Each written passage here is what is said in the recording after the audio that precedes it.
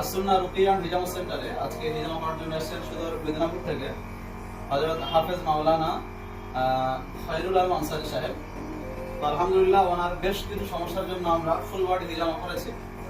এখন মাথায় কাপিং চলছে। তো আমরা হুজুরের কাছ থেকে জানবো যে হিজামা নিয়ে অনেকের অনেক ভুল বোঝাবুঝি রয়েছে। হুজুর এই প্রথমবারই হিজামা করছেন, তো সকলে যেটা ভয় পায়, আমিও নিশ্চয়ই সেটা ভয় পাচ্ছিলেন যে কি হবে, রক্ত বের হবে। তো আপনার অভিজ্ঞতাটা আপনি একটু শেয়ার করেন যে হিজামা কি সত্যি ভয়ের কিছু বিষয় আছে, যে যেখানে ব্লেড ইউজ হচ্ছে, পিন ইউজ হচ্ছে, ব্লাড আসছে, আপনি কি ভয় পাচ্ছিলেন হিজামার আগে আর এখন আপনার অভিজ্ঞতাটা কি একটু বলেন। প্রথমে আমি অনেক ভয় কাছে আসেন।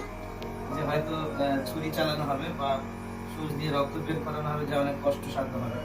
কিন্তু আলহামদুলিল্লাহ তেমনটা কিছুই নয়, বরং অনেক আরামদায়ক। কাজ করে ওঠার পর অনেক আরাম লাগছে, শরীরের ভিতরে অনেক এনার্জি ফিল হচ্ছে। আপনি যখন এসেছিলেন তখন আপনার পিঠে ব্যথা ছিল, জি, কোমরে ব্যথা ছিল, কাঁধেও আপনার ব্যথা ছিল, সার্ভাইকাল সমস্যা ছিল। তো আপনার ফুল বডিতে হিজামা করা হয়েছে, এখন কি আগের সে ব্যথা আছে নাকি খুব হালকা লাগছে? শরীরটা অনেক ফ্রি বলে মনে হচ্ছে। যাক আলহামদুলিল্লাহ। তাহলে দেখছেন আমরা যে কথা বলি যে হিজামা করে উঠলে সাথে সাথে রেজাল্ট আপনারা বুঝতে পারেন। তো আলহামদুলিল্লাহ হুজুর হিজামা করেছেন এবং তেনার মুখ থেকেই আমরা ফিডব্যাক পেয়ে যাচ্ছি আলহামদুলিল্লাহ। পেশেন্টদের এই ফিডব্যাক আমাদের কাজ করতে আর অনুপ্রেরণা যোগায়। আলহামদুলিল্লাহ এটা একটি সুন্নাতি চিকিৎসা হিজামা। আধুনিক বিজ্ঞানের পরিভাষায় এটাকে এখন কাপিং থেরাপি বলা হয়। তো আলহামদুলিল্লাহ সাধারণ মানুষ আমরা অনেকে জানি না, এবং এমনকি আলেম উলামাও হিজামাটা নিয়ে চর্চা না করার কারণে এখন হিজামা সম্পর্কে মানুষ ভয় খায়, হিজামা করতে চায় না। তো এই জন্য আমাদের ভিডিও যাদের কাছে যাবে আপনারা অবশ্যই আমাদের ভিডিওটা শুনবেন এবং শেয়ার করবেন, সকলকে জানার সুযোগ করে দেবেন। এটি একটি মরে যাওয়া সুন্নাত, এই সুন্নাতটা মরে গিয়েছে। এটা হিজামা, এটা আমাদের রাসূল সাল্লাল্লাহু আলাইহি ওয়াসাল্লাম বলেছেন। রাসূল পাক সাল্লাল্লাহু আলাইহি ওয়াসাল্লাম যখন মেরাজে গিয়েছিলেন, রাসূল মেরাজ থেকে কি নিয়ে এসেছিলেন? নামাজ।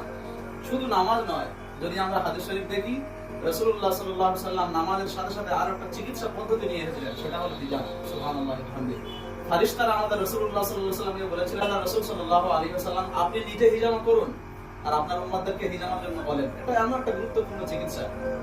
আলহামদুলিল্লাহ আপনি হিজামাটাকে সর্বরোগের ঔষধ বলতে পারেন। সর্বরোগের ঔষধ। আপনি কোন রোগের চিকিৎসা করতে চান?